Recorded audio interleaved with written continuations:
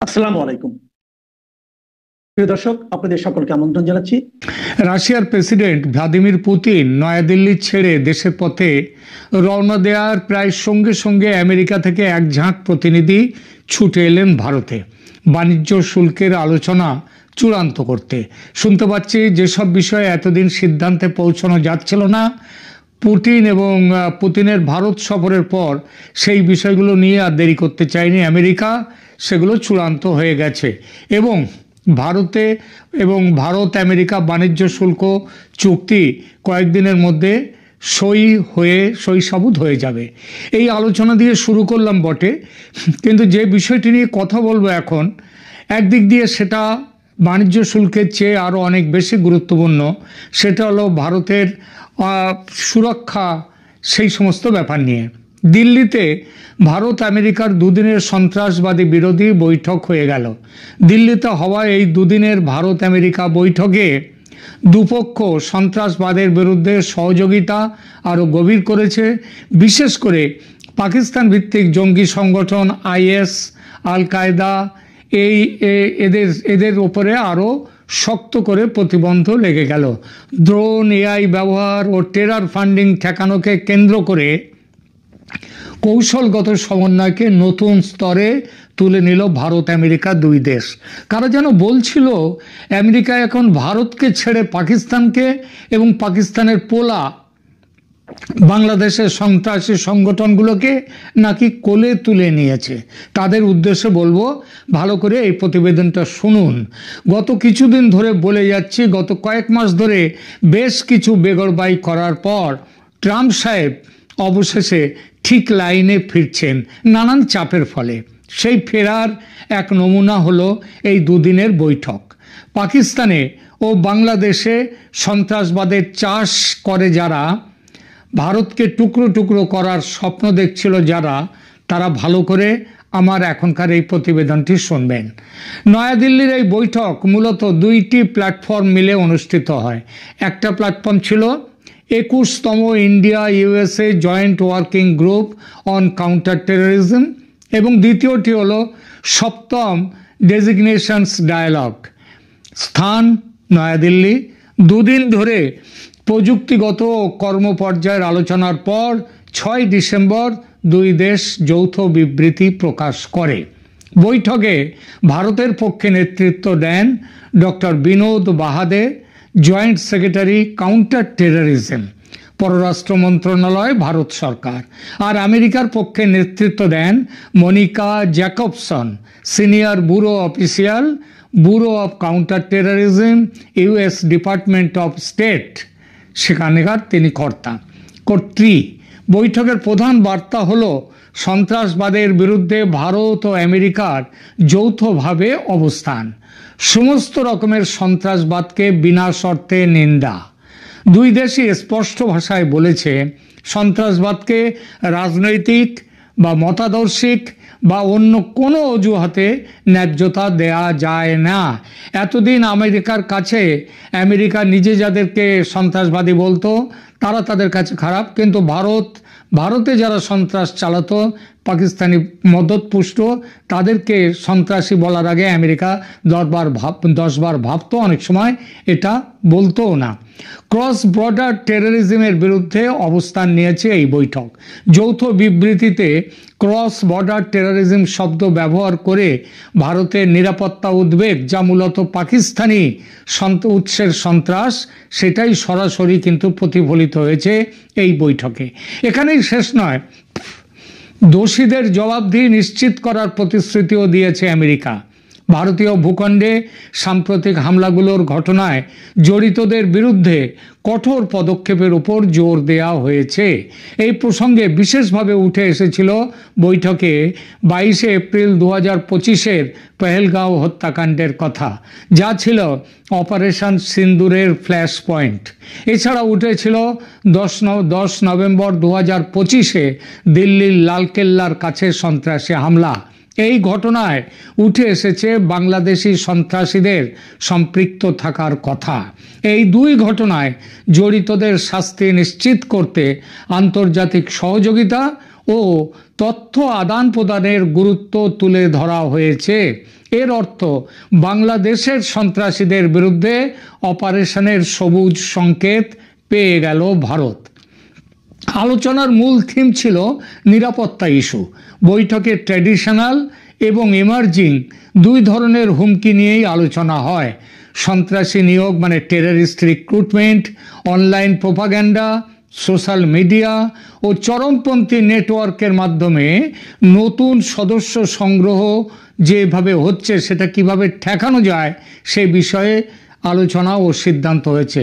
বলা বাহুল্য, এর ফলে বাংলাদেশ ও পাকিস্তানের সন্ত্রাসী ঘাঁটিগুলোতে সার্জিক্যাল স্ট্রাইক করার ব্ল্যাঙ্ক চেক পেয়ে গেল ভারত। এর আগে বাংলাদেশ পাকিস্তানের অপারেশন সিন্দুরে সন্ত্রাস ঘাঁটিতে আক্রমণ করেছিল ভারত, কিন্তু তারপরে তাদেরকে পাকিস্তানের সাথে পাকিস্তান যুদ্ধে নেমে পড়ে। 4 দিনের যুদ্ধ, তারপরে যুদ্ধ থেমে যায়। কিন্তু এখনো বাংলাদেশে সেভাবে কোনো পদক্ষেপ করেনি ভারত। এই বৈঠকের ফলে সেটাও সম্ভব হবে। বৈঠকে পাকিস্তান ভিত্তিক জঙ্গি গোষ্ঠী ও ইউনাইটেড নেশনস 1267 এই বিষয়ে এই প্রথম স্পষ্ট অবস্থান নিল আমেরিকা। লস্করে তৈবা, জৈশ-ই মোহাম্মদ, এদের প্রক্সি, স্পন্সর, ফান্ডার ও ব্যাকারদের বিরুদ্ধে ব্যবস্থা জোরদার করার জন্য যৌথ সিদ্ধান্ত গৃহীত হয়েছে। ইউএন 1267 স্যাংশনস রেজিমের আওতায় অতিরিক্ত ডেজিগনেশন মানে তালিকাভুক্ত হয়েছে। গ্লোবাল অ্যাসেট তাদের ফ্রিজ করা হবে, মানে যেখানে সারা পৃথিবীতে তাদের সম্পদ আছে সেগুলো জব্দ করা হবে। তাদের ভ্রমণ নিষেধাজ্ঞা দেওয়া হবে। আর্মস এমবার্গো অর্থাৎ অস্ত্র সরবরাহ নিষেধ করা হবে। ভারত বিশেষভাবে ধন্যবাদ জানিয়েছে মার্কিন পররাষ্ট্র দপ্তরকে, কারণ তারা দ্য রেজিস্ট্যান্স ফ্রন্ট বা টিআরএফ যারা পহেলগাঁও হত্যাকাণ্ড করেছিল তাদেরকে ফরেন টেররিস্ট অর্গানাইজেশন হিসেবে স্পেশালি ডেজিগনেটেড গ্লোবাল টেররিস্ট হিসেবে ঘোষিত করে দিয়েছে আমেরিকা। এটি এলইটির একটা প্রক্সি সংগঠন এবং পহেলগাঁও হামলার দায় তারাই নিয়েছিল। যৌথ বিবৃতিতে ও সংবাদ প্রতিবেদনে কয়েকটি প্র্যাকটিক্যাল কোঅপারেশনের কথাও এসেছে, সে ব্যাপারেও সিদ্ধান্ত হয়েছে। সব মিলিয়ে সন্ত্রাসবাদের বিরুদ্ধে লড়াইয়ে ভারত ও আমেরিকার এই হাত মেলানো এক নতুন যুগের সূচনা করলো। এবার বলবো অল্প কথায় ভারতের কৌশলগত লাভ কি হলো এবং বাংলাদেশের সন্ত্রাসী সংগঠনগুলো এবং যারা বাংলাদেশে সন্ত্রাসীদের মদদ দিচ্ছে ভারত ভাঙার জন্যে, তাদের জন্য এই বৈঠকের সিদ্ধান্তের প্রভাব কি হতে পারে সেই বিষয়টি। এই বৈঠকটি ভারতের জন্য অত্যন্ত কৌশলগত লাভজনক হয়েছে, বিশেষ করে বর্তমান বাংলাদেশ পরিস্থিতির প্রেক্ষিতে, যেখানে পাকিস্তান ভিত্তিক জঙ্গি সংগঠনগুলো এবং স্থানীয় সন্ত্রাসী দলগুলো ক্রমবর্ধমান হুমকি তৈরি করছে। ভারতের মূল কৌশলগত লাভগুলোকে এভাবে বলা যায়, যেমন 1, ভারতের ক্রস বর্ডার টেররিজম ন্যারেটিভ যেটা সারা পৃথিবীতে ভারত দিয়েছে সেটা এখন আন্তর্জাতিক স্তরে মার্কিন সমর্থন পেল। এতদিন কিন্তু মার্কিনীরা ভারতের সমস্ত এইসব ব্যাপারে সমর্থন দেয়নি, যা পাকিস্তান উৎস সন্ত্রাসের বিরুদ্ধে ভারতের অবস্থানকে গ্লোবালি বৈধতা দিল। এবার যৌথ বিবৃতিতে দুই দেশের LeT, Jaish-e Mohammed, JeM, ISIS, IS ও আল কায়দা এর পরিষ্কার নাম উল্লেখ করা হয়েছে, যা ভারতের দীর্ঘমেয়াদী অভিযোগকে প্রতিষ্ঠিত করে দিল। 2 নম্বর, ইউএন 1267 স্যাংশনস রেজিমে অতিরিক্ত শক্তি পেল ভারত। দুই দেশ যৌথভাবে এলইটি ও জৈশ-ই মোহাম্মদের প্রক্সি, স্পন্সর, ফান্ডার ও ব্যাকারদের জন্য অতিরিক্ত ইউএন স্যাংশন এবার দাবি করতে পারবে। এর অর্থ বৈশ্বিক সম্পদ জব্দ, অ্যাসেট ফ্রিজ, ভ্রমণ নিষেধাজ্ঞা বা ট্রাভেল ব্যান, অস্ত্র সরবরাহ নিষেধ বা আর্মস এমবার্গো, এই সবগুলো এই জঙ্গি নেটওয়ার্কগুলোর আন্তর্জাতিক কার্যক্রমকে একেবারে দুর্বল করে দেবে।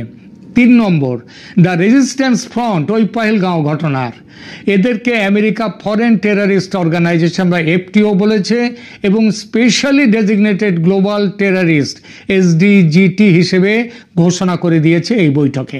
এটি গুরুত্বপূর্ণ কারণ টিআরএফ হলো লস্কর-ই তৈবার একটা প্রক্সি যারা পহেলগাঁও হামলা চালু করেছিল, পরিচালনা করেছিল। চতুর্থত, FATF প্ল্যাটফর্মে ভারতের অবস্থান শক্তিশালী হলো। এই দেশ FATF এর সমন্বিত কর্মসূচি চালাতে প্রতিশ্রুতিবদ্ধ হয়েছে। এর কি পরিণাম? এর পরিণামে পাকিস্তান, বাংলাদেশ এরা বিভিন্ন আন্তর্জাতিক সংগঠন থেকে কোনো আর্থিক সংগঠন থেকে কোনো টাকা লোন পাবে না। এরা ব্ল্যাকলিস্টেড হয়ে গেল।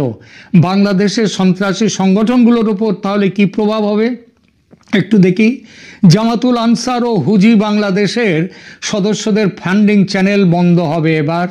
এই দলগুলো এলইটির সঙ্গে যুক্ত, তাই অতিরিক্ত ইউএন ডিজাইনেশন তাদের সৌদি আরব, মালয়েশিয়া, হাওলার এসব জায়গা থেকে হাওলা নেটওয়ার্কের মাধ্যমে আসা তহবিল বন্ধ করে দিতে পারে। এর সবথেকে বড় কথা, এর একটা বিরাট চাপ আসবে ইউনূস সরকারের ওপর, কারণ তারাই কিন্তু এই সংগঠনগুলোকে তোল্লাই দিয়ে যাচ্ছে।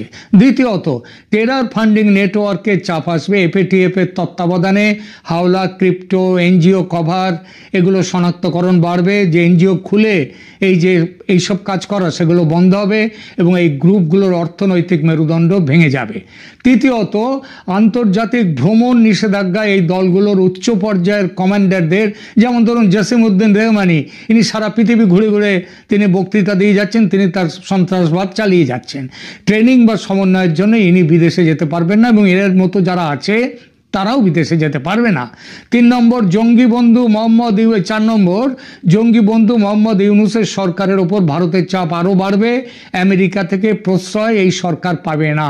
পঞ্চমত, বাংলাদেশের সন্ত্রাসী ঘাঁটিতে ভারতের সার্জিক্যাল স্ট্রাইক চালানো আরও সহজ হলো। অপারেশন সিন্দুরের মতো জঙ্গি ঘাঁটি ভেঙে দেওয়ার সিদ্ধান্ত নেওয়ার ব্যাপারে ভারত ভবিষ্যতে আরও প্রোঅ্যাক্টিভ হতে পারবে। সব মিলিয়ে ইউনূসের মদতে বাংলাদেশে জঙ্গিবাদ ও সন্ত্রাসবাদের যে চাষ শুরু হয়েছিল পাকিস্তানের ISI এর তত্ত্বাবধানে, সেটা বিপুলভাবে বাধাগ্রস্ত হলো। এমনিতেই রাশিয়া ভারতের পাশে, এবার সব বুঝে আমেরিকাও এসে দাঁড়াতে বাধ্য হলো ভারতের পাশে। তাহলে বুঝতেই পারছেন কি হবে, ভারত কোন জায়গায় উঠে গেল। এখনকার মতো এখানেই রাখছি, ধন্যবাদ। অবৈধ ইউনূস সরকারের 2 ছাত্র উপদেষ্টা আসিফ মাহমুদ সজীব ভুঁইয়া এবং মাহফুজ আলম পদত্যাগ করছেন। গতকাল থেকেই জানা গিয়েছিল যে আজ তারা পদত্যাগ করবেন। অনেকদিন ধরেই তারা পদত্যাগ করে নির্বাচন করবেন সে কথা আমরা শুনে আসছিলাম, কিন্তু এত লাভজনক ব্যবসা ছেড়ে অনিশ্চিত নির্বাচনী যাত্রায় তারা সামিল হতে চাননি হয়তো। এখন নির্বাচনের তফসিল ঘোষণা হওয়ার সম্ভাবনা দেখা দেওয়ায় তারা পদত্যাগ করার সিদ্ধান্ত নিয়েছেন বলে ধরে নিচ্ছি। ইতিমধ্যেই তাদের এক জীবনের আয় হয়ে গেছে এবং 2 মন্ত্রণালয়কেই, বিশেষ করে আসিফ মাহমুদ সজীব ভুঁইয়ার স্থানীয় সরকার এবং ক্রীড়া মন্ত্রণালয়কে ফোকলা করে দেওয়া হয়েছে দুর্নীতি করে। এখন তারা সেসব আয় হয়তো নির্বাচনী ব্যয়ে ব্যবহার করবেন বলে ধরে নেওয়া যায়। আপনারা হয়তো জেনে থাকবেন যে আসিফ মাহমুদ সজীব ভুঁইয়ার স্থানীয় সরকার এবং ক্রীড়া মন্ত্রণালয়ের দায়িত্ব আদিলুর রহমান শুভ্রকে নেওয়ার কথা বলা হলে তিনি রাজি হচ্ছিলেন না।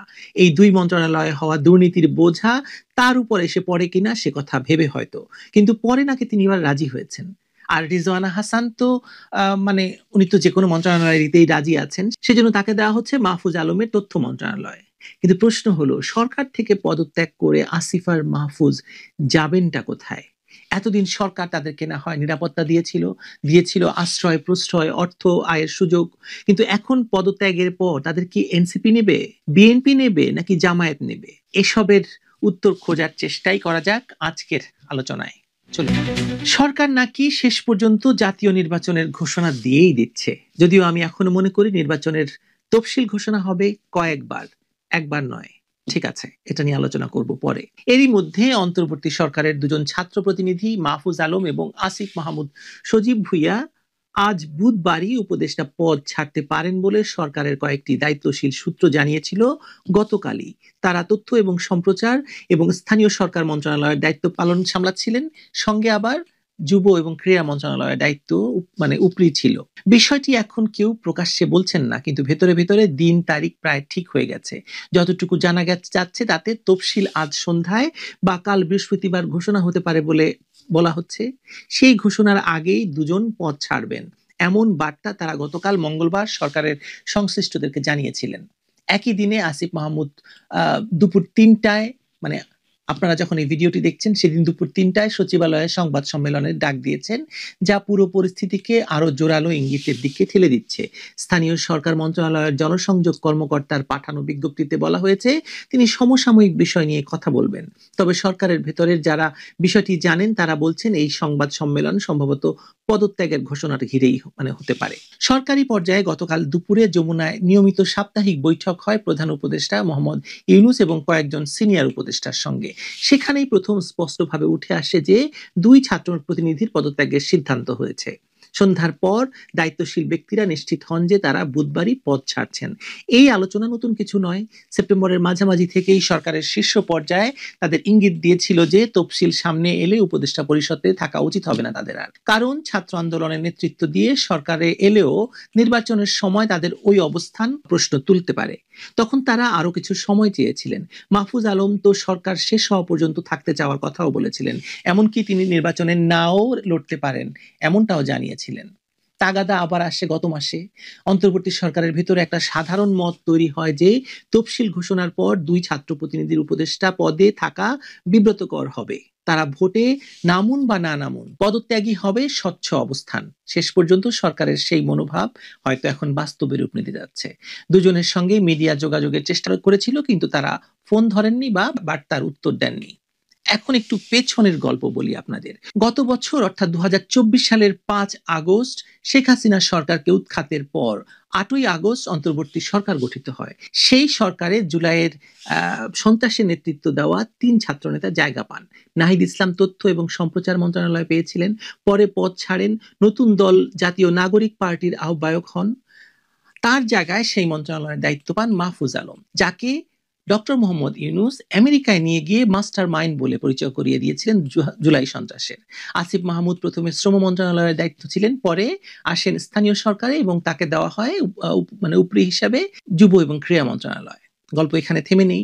এই দুইজন যে কেবল সরকারে ছিলেন তা নয়, তাদের রাজনৈতিক গতিপথ এখনো নানা মুখে আলোচনার কেন্দ্রে অবস্থান করছে। আসিফ মাহমুদ আগেই জানিয়েছিলেন তিনি ঢাকার কোনো আসন থেকেই ভোট করতে চান। নভেম্বরের 9 তারিখে তিনি ভোটার এলাকা পাল্টে ধানমন্ডিতে আবেদনও করেন। ফলে ঢাকা 10, ধানমন্ডি, কলাবাগান, নিউ মার্কেট এবং হাজারীবাগ থেকে তার প্রার্থী হওয়ার জোর গুঞ্জন ছড়ায়। এমনকি বিএনপির সঙ্গে যোগাযোগ বা সমঝোতার কথাও বের হয় বিভিন্ন মহলে। পরে দেখা গেল বিএনপি ওই আসনে নিজস্ব প্রার্থী ঘোষণা করায় তার সেই পথ কার্যত বন্ধ হয়ে গেছে। এখন তিনি স্বাধীনভাবে লড়বেন নাকি অন্য কোনো দলে যাবেন সেটা এখনো পরিষ্কার নয়। আর মাহফুজ আলমের ক্ষেত্রে গল্পটা আরেকটু জটিল। তার গ্রামের বাড়ি লক্ষ্মীপুর 1 আসনে। বিএনপি দীর্ঘদিন ধরে সেখানে প্রার্থী ঘোষণা করেনি, ফলে একসময় আলোচনা ছিল যে সমঝোতার মাধ্যমে মাহফুজকে সেখানে দেখা যেতে পারে। কিন্তু গত সোমবার এলডিপির চেয়ারপারসন বা চেয়ারম্যান শাহাদাত হোসেন সেলিম বিএনপিতে যোগ দেওয়ার পর তাকে ওই আসনে মনোনয়ন দেওয়া হয়। ফলে মাহফুজের কপালও পড়েছে, তার সম্ভাবনাও কার্যত শেষ হয়ে গেছে। এদিকে এনসিপি সহ কয়েকটি দল নতুন জোট গঠনের উদ্যোগ নিয়েছে। গত রোববার এনসিপি, এবি পার্টি এবং রাষ্ট্র সংস্কার আন্দোলন মিলে নতুন একটি জোটের ঘোষণা দিয়েছে। এনসিপি এখন নিজেদের প্রার্থীদের তালিকা চূড়ান্ত করছে।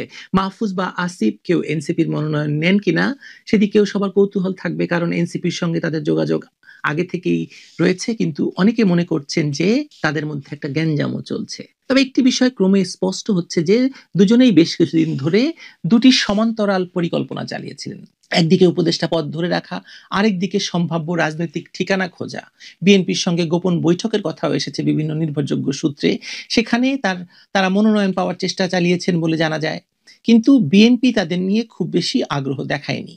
দলের নীতি নির্ধারকের ধারণা ছাত্র আন্দোলনে নেতৃত্ব দেওয়ার গ্রহণযোগ্যতা থাকলেও দলগত রাজনীতিতে তারা এখনো পরীক্ষিত নন। ফলে মাঠে না নেমে ক্ষমতার ভেতরে থাকার একটা বিকল্প পথ তারা খোলা রেখেছিলেন। রাজনৈতিক বিশ্লেষকদের মতে এটাকে এক ধরনের নিরাপদ প্রস্থান বা কৌশল বলা যায়। উপদেষ্টা পদে থাকলে প্রভাব এবং সুবিধা থাকে, নির্বাচনে নামলে হেরে যাওয়ার ঝুঁকিও থাকে। তফসিল যত এগিয়ে আসে জনমনের প্রশ্ন তত বাড়ে, তারা সত্যি প্রতিশ্রুতি রাখবেন নাকি শেষ মুহূর্তে সুবিধার দিকেই সিদ্ধান্ত যাবে। আজকের হয়তো এই সম্ভাব্য পদত্যাগ সেই প্রশ্নের উত্তর দিতে পারে। এখন দেখা যাচ্ছে এটাই কি তাদের রাজনৈতিক যাত্রার নতুন অধ্যায়, নাকি আপাতত একটি দরজা বন্ধ হওয়ার ঘোষণা তারা দেবেন, সেটা আমরা অপেক্ষা করতে পারি। তবে কি জানেন, 2024 সালের যে সন্ত্রাসের মাধ্যমে আওয়ামী লীগ সরকারকে উৎখাত করা হয়েছিল, তাতে এই দুইজনই মাস্টার মাইন্ডের ভূমিকায় ছিলেন। ফলে তাদের উপর আওয়ামী লীগের তো বটেই, সাধারণ জনগণের ক্ষোভ কম নয়।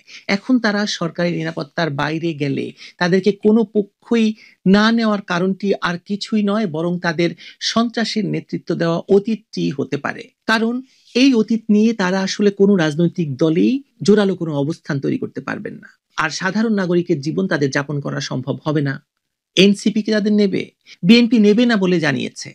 আর জামায়াত, যেখানেই তারা জায়গা পান না কেন, তাদের ভবিষ্যৎ লেখন খুব সুখকর যে হবে না সে কথা নিশ্চিতভাবে বলা যায়। কারণ তারা এমন এক সন্ত্রাসের নেতৃত্ব দিয়েছে, বিশেষ করে আসিফ মাহমুদ সজীব ভুইয়ার সেই AK-47 কাহিনী, সেনাবাহিনীর বিরুদ্ধে অস্ত্র ধরার কথা বলা সহ নানা রকম যেসব কথা তিনি বলেছেন, এবং মাহফুজ আলমের যে হিজবুত তাহরীর অতীত রয়েছে, এসব তো সবাই জানে। ফলে এই দুজন এখন পড়বে ঘোর বিপাকে। তাদের নিরাপত্তা কে দেবে? তারা হয় না সাধারণ নাগরিক হতে পারবে, না রাজনৈতিক নেতা না হতে পারবে। সো দোদেল বান্দা কলমা চোর, না পায় শ্মশান না পায় গোর, এই প্রবাদটি তাদের ক্ষেত্রে পুরোপুরি খেটে যাবে বলে আমার বিশ্বাস। দেখা যাক কোথাকার জল কোথায় গড়ায়।